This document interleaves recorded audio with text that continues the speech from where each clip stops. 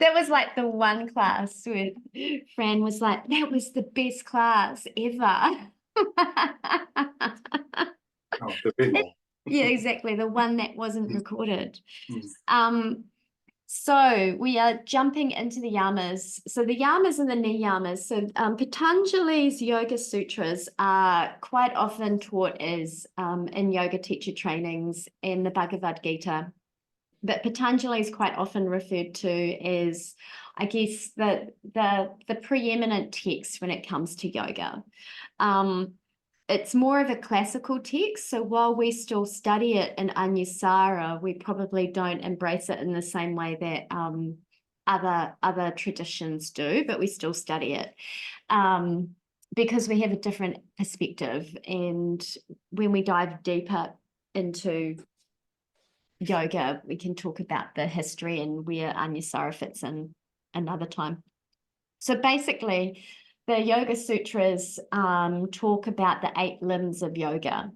And one of the 8 limbs is the yamas, which are basically the moral observances or restraints or disciplines that we are asked to follow when we jump onto a yoga path. And so from an Anusara perspective or from a tantric yoga perspective, that in the practices of yoga, these yamas and niyamas don't really fall into the practices of yoga, if that makes sense, because the practices of yoga are the things that we do on the mat, the meditations that we practice, and how we behave kind of falls under another set of guidelines and principles. But we still have our own code. So the first one is ahimsa, or nonviolence, or compassion and kindness. And in the Yoga Sutras, Sutra 2.35, Patanjali says, in the presence of one firmly established in nonviolence, all hostilities cease. And I remember hearing a story of, I think, Mother Teresa needing to go into a city that was really embattled, and both sides kind of just lay down their arms as she kind of went through with her ambulance to pick up, I think she was gathering children or something, but basically the power of her peacefulness was able to stop the battle around her, like both sides just laid down their arms. And India, where this comes from, ahimsa is such a key tenet of their philosophy that Gandhi was able to achieve freedom from Britain through practicing nonviolence. You know, it's the only kind of freedom that has been gained without people going into war or violence. So it's a really strong tenet of the yoga practice and the practices in India. So I'm just going to say, read another quote, which is, ahimsa, when it's rightly understood, is the ultimate weapon. It turns one's enemy into a friend, whereby banishing the possibility of further conflict. In the practice of yoga, it is important to understand the same life flows in the veins of all creatures, from Swami Kriyananda. So basically what he's saying, and what we say from an Anusara perspective, is that creation, we're all the same. So when we do harm or violence to another being or another creature, then we're really kind of harming ourselves at the same time. So you can never separate yourself from the harm that you put on another person or another thing. So one of the key things that we need to remember, though, is that it's more about the intention than it is about the action or even the impact, if that makes sense. So I quite often think I'm quite an outspoken person, but I don't have a very cruel mind or heart or intent, if that makes sense. So sometimes I'll say things that may be received like it's being cruel, but I'm not being cruel. But it feels that way to the receiver. Does that make sense? So you can't always judge whether something is violent always by the action itself. You have to also understand the intention behind it too. So the yamas and the niyamas remind us that yoga is a way of life, and the yama are the moral disciplines that we begin to apply. And I've already said all of that. So ahimsa, non-violence in thought, in word, and in deed. So we make sure that what we do is done in harmony and that we're creating peace and joy around us, right? So there's that real practice, and we've talked about right thinking and all of those other things in earlier classes, and how to use mindfulness to manage our emotions and our anger or whatever it might be that comes up. So it's that training your brain into loving kindness and into compassion and into peacefulness, away from violence and away from injury, in word, thought, and deed. So when you are anchored in non-violence, you radiate a harmony out to the world and you affect everyone else around you in a positive way. So when we kind of think about it from the perspective of practicing an asana, like practicing yoga, that non-violence is about not judging where we are in our own practice. Like, I should be further along, I should be holding handstand for 10 seconds now, why can't I get my foot behind my head, like judging and criticizing, and then even pushing beyond the capabilities and boundaries of our own practice. So learning to practice within our own limitations would be examples of ahimsa. And then there's ahimsa, practicing non-violence in the way that we nourish ourselves or the things that we take in.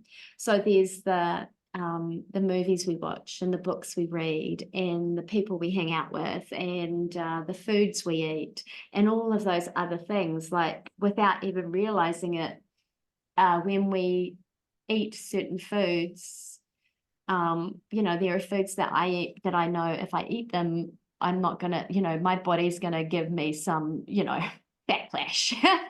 It's almost a violent act of doing that to myself. Or if I drink too much red wine, the headache the next day, right? There's the price that you pay. So just noticing, I know that I can't watch scary movies anymore because I spend the next 3 weeks scared out of my pajamas. I'm just so terrified. So just what are the things that you take in? And then ahimsa in our thinking, so the non-violence in our thinking. So watching the streams of our thoughts and how are those harmful thoughts that we have negatively impacting on our own well-being. Because when we think and we speak in a negative way, we're activating the body's sympathetic nervous system, that fight or flight or freeze response, without even realizing it. And then when we do that, we start releasing the cortisol and the adrenaline into our system, which lowers our immunity, which like all of a sudden you start this flow-on effect of making you more susceptible to further pain, whether that might be physical or emotional. So it's the thoughts that we have about ourselves and others that really affect our well-being. So contrary, on the other side, when we have harmonious and loving thoughts, it causes our dopamine to be released and helps strengthen our immune system. So there's been medical studies that show that optimistic patients, or more joyful, kind and loving and compassionate patients, have stronger immune systems and recover quicker from injury or illness. And they live longer than the more pessimistic, negative ones. So there you go. And I love this piece of research that I found, which is happiness is contagious. So if one of your friends is happy, you are 25% more likely to be happy, which is awesome, right? So if you want to feel happy, hang out with your happy friends. And here's the other cool thing. If a neighbor is happy or an acquaintance is happy, like someone that you don't really spend that much time with or don't know that well, your happiness increases by 6%. So it's like I know, it's like boom, and you just kind of just gather up all these happy people, and all of a sudden all your percentages of happiness are going through the roof. So when it comes to ahimsa, when it comes to your mind, do not think maliciously of others. Do not think maliciously of yourself, right? And I don't know about you, but I've been practicing yoga now for a really long time, and I still have those days where I'm like struggling not to think resentful or mean thoughts about a person, you know? So it's like, it's still a practice, even after 20 something years. And then when it comes to our speech, so do not use foul language or swear. That's a hard one. Or backstab or gossip or what's that? What's my word to say there? I don't know. Quarrel. That's what I was saying. So don't fight with people. So that whole really being careful about how we speak and refraining from thinking that, but also then letting it come out of our mouths. And action, avoid any action that will cause harm or any injury to anyone else. So the tantric perspective is that if you come back to the 3 A's of Anusara, right? Attitude, alignment, action. So this attitude piece, when we come to Ahimsa, which is the first and probably the most important of the yamas, is they say it's more about your intention versus anything else. So when we practice Anusara yoga, we have the set the foundation open to grace, principle number 1, plus we have the A for attitude, right? Which is about setting our intention again and creating that foundation that we move from. So when we set the foundation, which I don't know if you've noticed in my classes, but I'm kind of reminding us that the foundation is good and beautiful and kind and loving and, you know, all of these positive, virtuous qualities that fall in that world of ahimsa, of kindness and compassion and lovingness. So when we anchor our attitude and our foundation into this place of loving kindness, into this place of looking for the good and seeing the beauty and really believing that the ground of being is going to support us and hold us and it is beautiful and good, then it's much harder for our mind to move into harmful thinking and for ourselves to move into harmful speaking, you know, because we've got this anchoring in the first A of Anusara, or the first principle of Anusara, set the foundation open to grace. And from that tantric perspective, everything comes from the one. So we're all a unique sparkle, Tejase, right? We sparkle with a divine luster, each and every one of us, or each and everything around us sparkles with this divine luster. That's the reminder that we all come from the one and we're all still part of it. So all of creation is sacred. Like everything's sacred.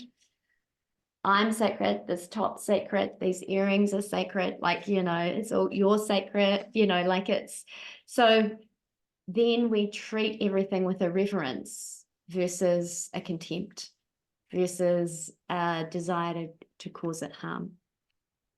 So we kind of move into that, moving through life with the ability to see the wonder and the joy and the awe of it all.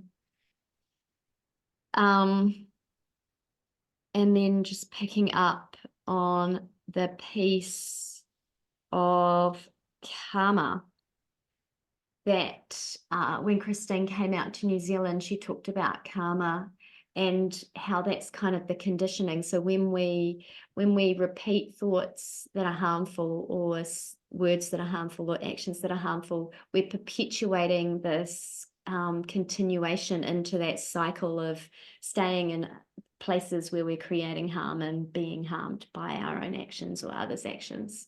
So when we can break free from that cycle, then and move into the other side, which is that thinking nice things, saying nice things, doing nice things, we're kind of shifting our karma. And it's from a tantric perspective, we really don't believe that, the karma, if I do something bad, it's going to come back at me. But it's actually, I've just created this cycle in my life that I now am just going to keep perpetuating until I break that habit. It's more like it's a habit that I'm creating a really strong groove, and it's harder to get out of. Your attitude can free you from your bondage, or it can keep you imprisoned. So choose an attitude of loving kindness and compassion. To harm someone, even if it is the subtlest of ways, harms yourself and the receiver of the harm. So it's a two-way street. And that, I think, is everything that I wanted to say about Ahimsa. Do you have any questions or thoughts about that? Or It's a real belief system yeah, that you have. Yeah. yeah, yeah, yeah. Well, I mean, it's the yamas are called the restraints or the moral observances. So it's really what you're doing is restraining or retraining your mind to think differently, and then speak differently, and then behave differently. Yeah. Yep. Yeah. Yeah. So and they are reminding you it's a way of life. So yeah, you're right. It's a belief system, but more of a practice. What have I written? I've written practical ways to live, to access peace, joy, and love. It's my experience. If you give off goodwill, you'll get it back in many more times. Yeah. Yeah, absolutely. Absolutely. Well, it's interesting because I'm studying, I'm a long-time student of something called A Course in Miracles, and I'm into the section in the Course in Miracles, which is to give is to receive, which is basically, I guess, that whole, what they talk about here is like, and I'm really kind of understanding it on a different level this time, which is if I want to receive something, then I have to be willing to give it, right? Or I have to be willing to give something that's of the equal value of the thing that I want to be receiving. So there's this whole like you just said, like if you want good stuff, then give out good vibes. Yeah. And if you don't want good vibes, then don't give them out, because you won't get them. And I'm covering aquafit classes on Wednesday mornings, and one of the girls, she's like, oh, how long are you covering aquafit for? I saw you were covering. And I was like, oh, just till whatever, the 12th of June or something. And she's like, well, I'm coming because it's all about the vibes, So it's you give out the good vibes, and people will come if they like it, right? And there'll be people that are like, no, I want the bad vibes, and they won't come. So yeah, if you give out goodwill, you definitely get it back. But it's not a direct transaction either, if that makes sense. Like it'll come back sometimes from someplace really surprising that you didn't expect. When the person realizes that they've been getting goodwill for a long time, they might realize it as well. Yeah, they will. Alrighty, shall we do a meditation now? Is it okay? Because what I tend to do is check the time. So is it okay if I set a timer on my phone? So is that right? Perfect. Thank you. We'll go for 11 minutes, which is a secret number for meditation. And let's take a comfortable seat. Maybe leaning against your pillow. Take your thighs back and apart if they're in a cross-legged or straight leg position, or even if you're sitting on a chair. Just close your eyes and focus in on your breath. Now, given Ahimsa is really this practice of loving kindness and compassion, what I thought tonight we would do is take the part of the loving kindness meditation whereby we find someone who we have a struggle with, not a big struggle, not someone that it's really going to bring you into a heightened state, but someone who's challenging you right now. And place that person, or maybe if there's more than one, you can place both of those people in front of you. And just imagine them standing in front of you. And breathe them deep into your heart. And with every exhalation, just send some energy from your heart to their heart. We'll spend just a few moments just really creating that strong connection of heart to heart, you and the person.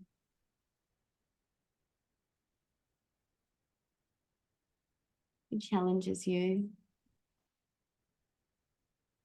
Could be a boss or a family member, co-worker.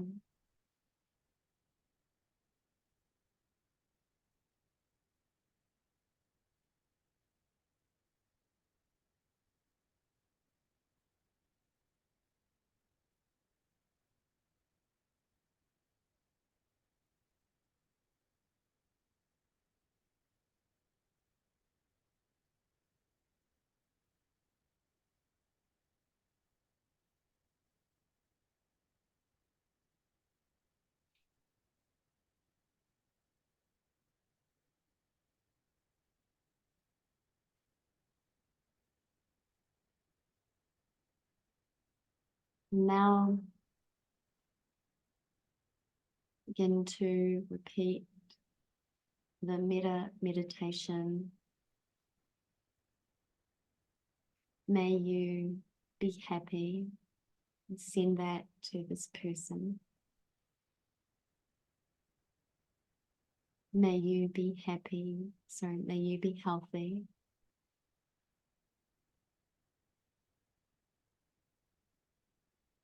May you be loved.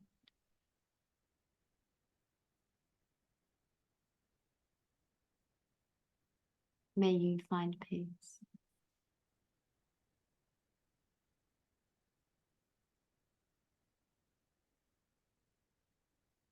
May you be happy.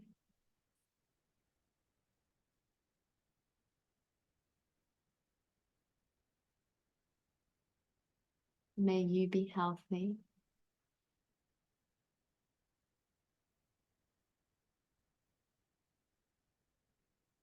May you be loved.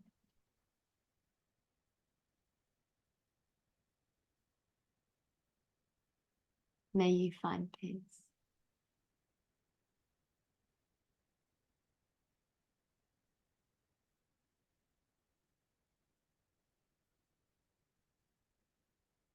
May you be happy.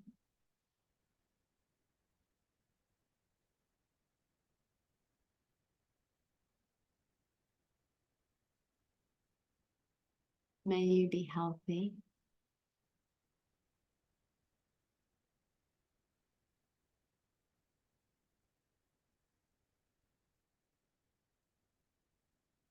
May you be loved.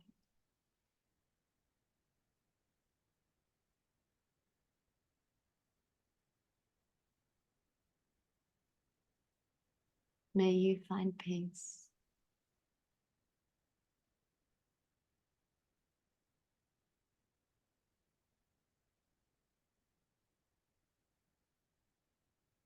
May you be happy.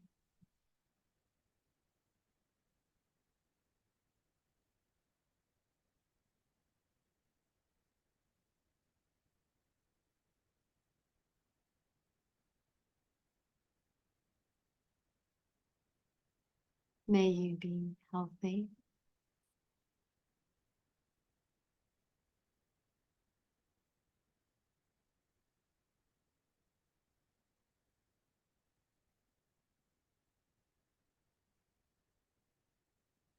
May you be loved.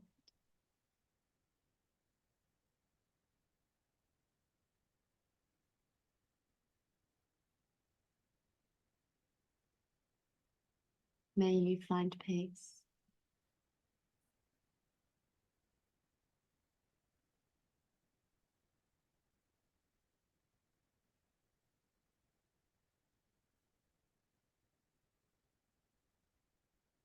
Just like me, this person wants to be happy.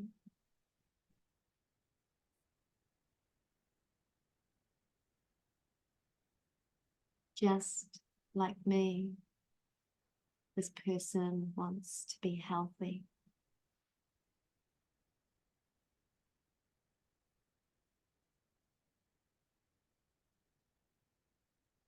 Just like me, this person wants to be loved.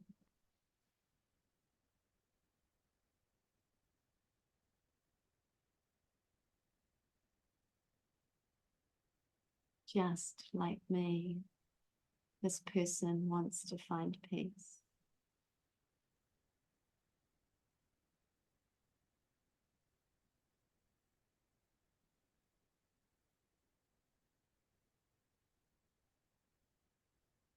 Just like me, this person wants to be happy.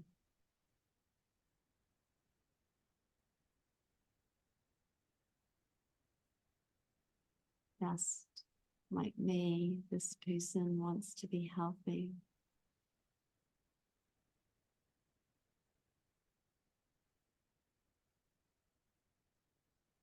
Just like me, this person wants to be loved.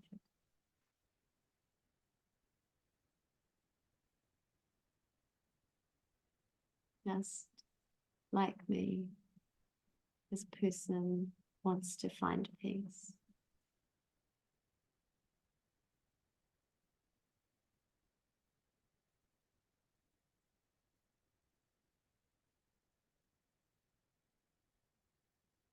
Just like me, this person wants to be happy.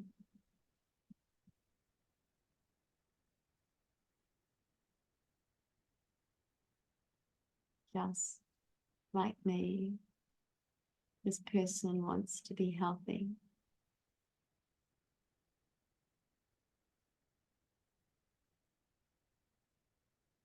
Just like me, this person wants to be loved.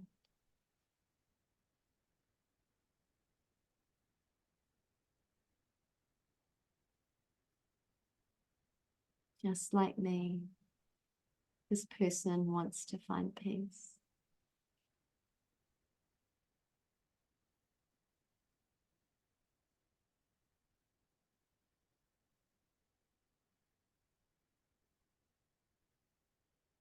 Just hold this person in your awareness.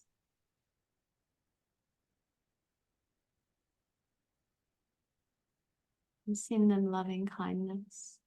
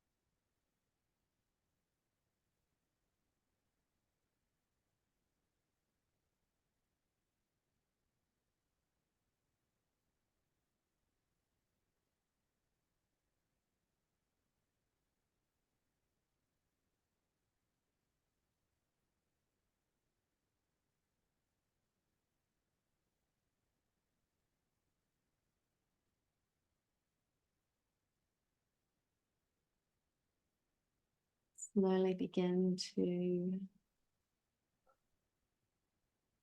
bring your awareness back to your breathing.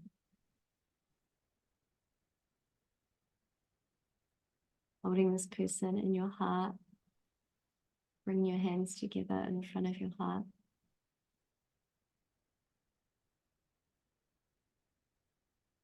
Bowing your head to your heart in deep gratitude for this person in your life. Say thank you and let them go in peace and love and kindness. And then begin to release your hands and inhale, lift your head and open your eyes.